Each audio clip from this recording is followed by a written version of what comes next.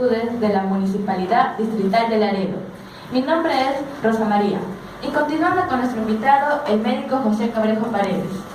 Doctor, el objetivo de la medicina familiar y comunitaria es enfocarse en el paciente para prepararlo ante cualquier situación de su salud.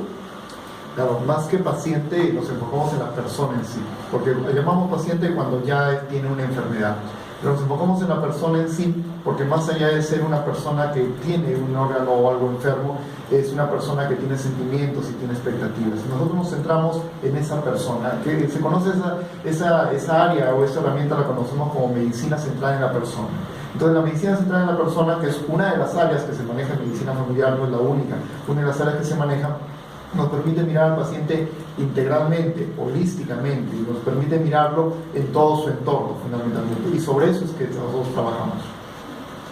¿Será correcto que el médico tenga que conocer los problemas y las cuestiones cruciales que afectan a la población y sus actitudes, su historia social, sus valores, anhelos, hábitos, ideales, tabúes, entre otros aspectos, para decir que ejerce una medicina funcional? Sí, vea, es algo muy importante para cualquier especialidad médica. Es importantísimo conocer las características sociales y antropológicas de nuestras personas que atendemos y el entorno que tienen. ¿Por qué? Porque muchas veces se prescribe o se receta sin levantar la cabeza ni mirar la cara del paciente cuando el paciente está preguntándose si tendrá o no tendrá el dinero para comprar los medicamentos, o qué expectativa tiene, o de repente en esos momentos él está pensando que le acaba de ocurrir algo que a su padre también le ocurrió, o que a su madre también le ocurrió, o estará pensando por dentro de sí, ¿por qué a mí? O quizás está pensando en aquel momento en su dogma religioso, está pensando, o probablemente en aquel momento está pensando ir a un curandero, y entonces nosotros no lo interpretamos y muchas veces tampoco lo comprendemos. Muchas veces se le culpa al paciente cuando deja un tratamiento, o se le llama la atención porque siguió algo que era una costumbre natural de su pueblo o era una costumbre propia de su familia. Por ejemplo, hablamos del susto o hablamos del famoso chucaque, ¿no?, que hay en la zona norte, y que muchas veces decimos, no, esto no es un tema médico, o si no encontramos una explicación, ¿no? Vemos que algunos colegas pediatras dicen, no encuentro una explicación, entonces esto es viral, ¿no? Entonces no encontramos una explicación en algo de una expectativa del paciente, esto es psiquiátrico. Y no es así, no se trata de colocar un cliché de enfermedad a cada situación que encontramos en una persona. Por eso es que lo importante es mirar el problema de salud en general.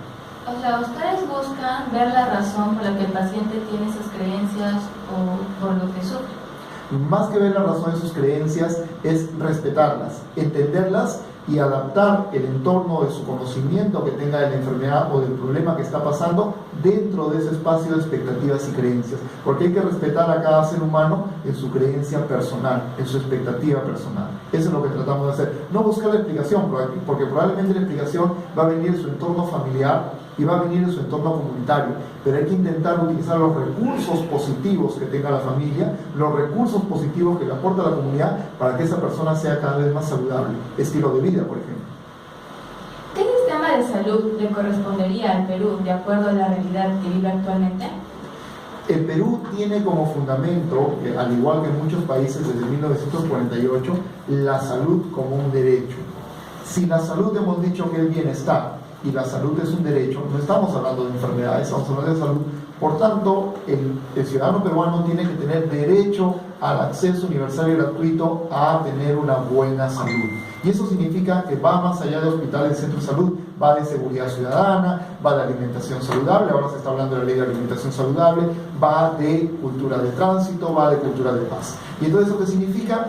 En un tema no es que vamos a vivir teniendo seguros, sino tendría que haber un aseguramiento universal, es decir, una cobertura, como pasa en Inglaterra, donde todos, de acuerdo, en base a los impuestos, todos tienen derecho a una adecuada atención de salud. Y para eso hay que fortalecer mucho el primer nivel de atención, para evitar que la gente enferme más o se complique. Entonces, un sistema que le debería corresponder a nuestro país sería un sistema como el inglés, que es el conocido como sistema de financiamiento del beverage. El sistema de financiamiento del beverage consiste en un aseguramiento universal donde usted se enferme, donde usted se sienta mal, ahí va a encontrar un sistema de salud que lo soporte y que lo atiende. No como acá, usted está cerca a un establecimiento de la policía y como usted no es asegurado en la policía, usted tiene que ir a buscar el hospital del MINSA. Y si usted es asegurado en salud, no lo atiende el MINSA, si no lo mandan en salud, y mientras demora esos tiempos y pérdida de oportunidad, mucha gente muere o se complica. Y entonces tenemos lugares o establecimientos que tienen camas abarrotadas y otros que tienen camas vacías.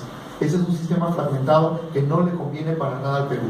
El sistema fragmentado tiene que terminar y tiene que haber unificación del sistema. Y como dijo el filósofo griego Heráclito, la salud humana es un reflejo de la salud de la tierra, por lo que creo que todas las cosas que suceden en la tierra se confabulan de manera integrada para influir en el estado de las personas. Díganos, así también se habla de la medicina comunitaria como una medicina integrada, ¿por qué? Así es, cuando hablamos de medicina familiar y comunitaria y nos integramos al tercer eje llamado comunidad, porque hemos hablado del eje persona, el eje familia y entramos al eje comunidad, hablamos que en el eje comunidad no solamente están las relaciones que tienen las familias dentro de esa comunidad, sino, por ejemplo, cómo la cuidan, cómo disponen su basura, cómo está el medio ambiente, cómo este calentamiento global también está influyendo en el cambio de aparición de muchas enfermedades nuevas, cómo las migraciones influyen en el tema de enfermedades nuevas. Y entonces, si no hacemos un abordaje comunitario, definitivamente las familias se ven afectadas y definitivamente también las personas afectadas. Vean ustedes lo que acaba de ocurrir con el tema de la leche, ¿no? ¿Cuánto, si la comunidad en sí como país no hubiera respondido a esta situación de que estos sucedáneos no eran la leche en sí que se decía, se hubieran afectado familias y se hubieran afectado personas? Si seguimos con la alimentación chatarra, con elevados niveles de sal, vamos a tener más hipertensos, más personas con daño renal. Por tanto, la comunidad o país tiene que abordar. El mejor ejemplo es el país de Finlandia, que desde 1978 su Estado estableció políticas públicas de salud comunitaria, como por ejemplo que además de calles o autopistas hayan ciclovías donde la gente transite con bicicleta o haya lugares donde la gente pueda trotar.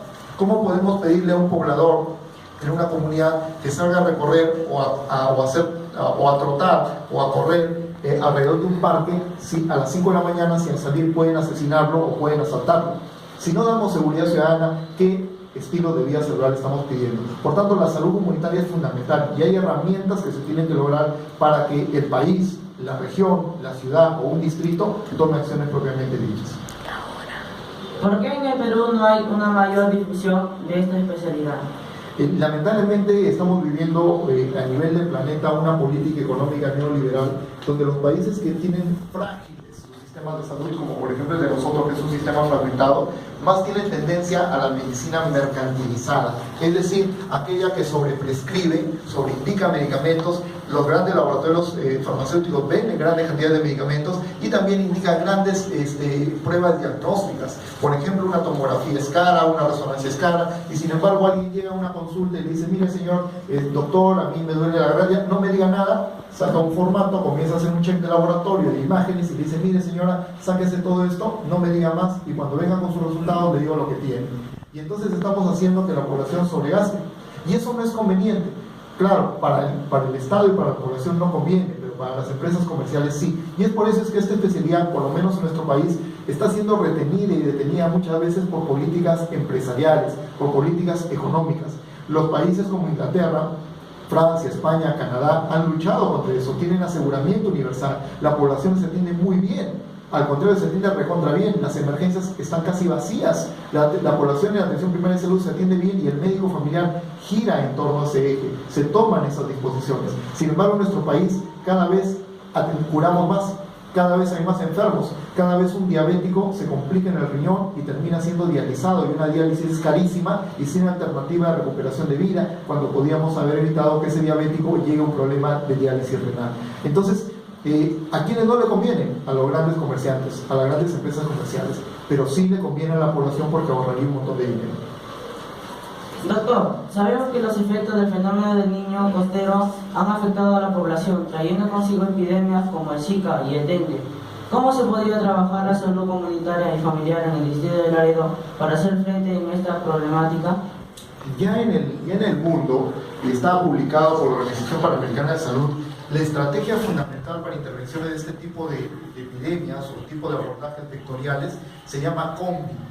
No tiene nada que ver con las combis de vehículos, sino que tiene que ver con los comportamientos. O sea, behavioral, que significa comportamientos, tiene que ver con conductas y comportamientos. ¿Qué es lo que se tiene que cambiar? Conductas y comportamientos poblacionales. Se ha demostrado totalmente que el tema de fumigaciones, el tema de intervenciones con vacunas, no son eficaces ni efectivos. Sin embargo, el tema de intervenciones en conductas saludables, estilos de vida. Hay mucha gente que dice, sí, yo lavo bien mis recipientes, pero tiene maceteritos donde gotee el agua, y en esa agüita, basta un poquito de agüita, se están reproduciendo muchas larvas para el Aedes aegypti y para la transmisión del dengue. Por tanto, se busca hacer campañas de plan combi, ya ha sido expuesto a los regidores de la Municipalidad de Laredo, y esperamos que con una conducta social responsable podamos cambiar estos estilos de vida para el siguiente verano que viene.